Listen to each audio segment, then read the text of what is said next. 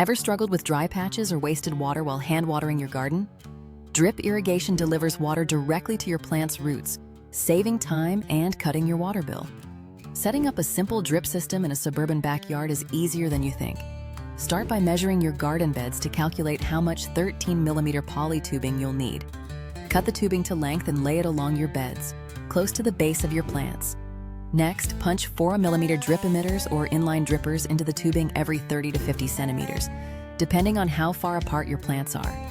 Connect the poly tube to your garden tap using a pressure reducer and filter. This prevents clogs and protects your plants.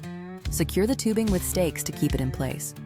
Turn on the tap and check carefully for leaks or blocked emitters. A common mistake is overwatering.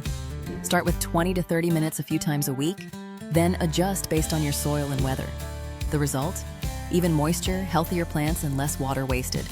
The key takeaway, a basic drip system is affordable, straightforward to install, and ideal for busy suburban gardeners wanting to save water and time.